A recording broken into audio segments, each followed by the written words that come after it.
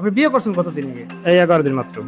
11 দিনের মাথায় 10 মাসের গর্ভবতী। বলতে চাইছিলাম আমার স্বামীর কাছে, বিয়ের উড়িয়ে নেওয়ার আগেই বলতে চাইছিলাম। সে কাজ করতে দেয় না বিদায়, সে রয়েছে এক জায়গায়, আমি রয়েছি অন্য জায়গায়। 4 মাস হয়েছে বিয়ে কলমার পর, আর দেহা সাক্ষাৎ হয়েছে 11 দিন হয়েছে। তার সাথে আমার 3 বছরের সম্পর্ক। ওর বাচ্চা আমার পেটে আছে বা হইছে। বিয়ের মাত্র 7 দিন, এরই মধ্যে জন্ম নিল একটি ফুটফুটে ছেলে সন্তান। শুনে অবাক হচ্ছেন, কিন্তু এটাই সত্যি।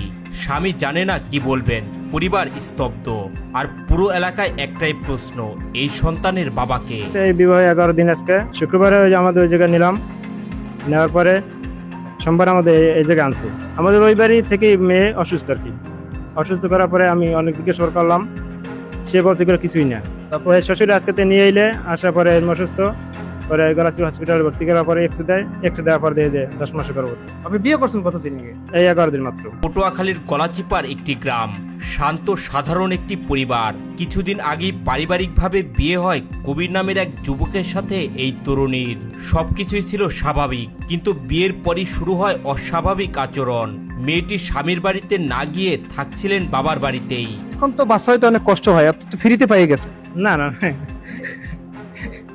না, এগুলো আমার না ভাই। 11 দিনের মাথায় কি বাচ্চা হয়? নিলে সমস্যা কি? না ভাই, একজনের বাচ্চা আমি একজন নেবো কেন? এই বাচ্চা তো আমার না, আমি নেবো কেন? আপনি তো বিয়ে করছেন, 11 দিনের মাথায় কি 10 মাসের বাচ্চা হয়? নিতে চান না? না। দিন যায়, সপ্তাহ যায়, কেটে যায় প্রায় 4 মাস। অবশেষে মাত্র 11 দিন আগে স্ত্রীকে নিজের বাড়িতে নিয়ে আসেন কবির, কিন্তু সেখানেও একই চিত্র। স্ত্রীর দূরত্ব বজায় রাখছেন, কাছে আসতে দিচ্ছেন না স্বামীকে।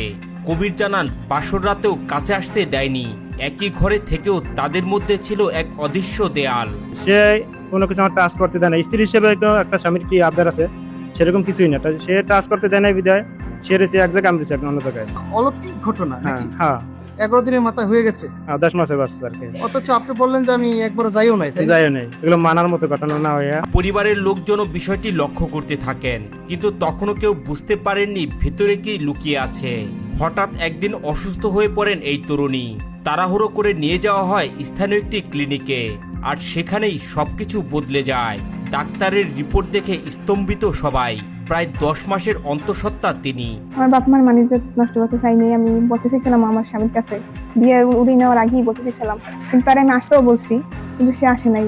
এ বলছে যে আমি উড়িয়ে নেওয়ার আগ পর্যন্ত খালি পাড়া দিব। পরে তো আমার বিয়ে হয়ে যায়, পরে আমি খেয়ালদারে কমও কইতে পারি নাই। এরপর আর সময় লাগেনি, শ্বশুর বাড়িতে যাওয়া মাত্র 11 দিনের মাথায় জন্ম নেয় একটি ছেলে সন্তান।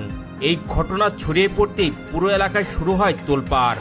স্বামী কবির, তার পরিবার কেউই মানতে পারছিলেন না এই বাস্তবতা। বাচ্চা আমার পেটে আছে বা হইছে, মেয়েও কি ওরই তো চাই। ইব্রাহিমের সাথে দেওয়ার পরও কি যোগাযোগ হয়েছে আপনার সাথে? হওয়া হয়েছে, অনেক ফ্রি হয়েছে। লাস্ট কবে যোগাযোগ শেষ হয়েছে? প্লাস আমি যেদিন আমার উড়ে নেবে সেই দিন তার সাথে কথা বলা বন্ধ হয়েছে। এদিকে এই তরুণীর পরিবারের সামনে বড় সংকট। সম্মান বাঁচাতে ঘটনাটি গোপন রেখে দ্রুত অন্যত্র বিয়ে দেওয়া হয় মেয়েটিকে। এই তরুণের সাথে 3 লক্ষ টাকার দেনমোহরে বিয়ে হয় তার। পরে আমার স্বামীর আমি বলছি যে আমার ভুল টুল মাফ করে দিন। কিন্তু সত্য তো চাপা থাকে না। আজ সেই সত্যই সবকিছুকে সামনে এনে দিয়েছে। এখন প্রশ্ন একটাই, এই সন্তানের দায়িত্ব কে নেবে?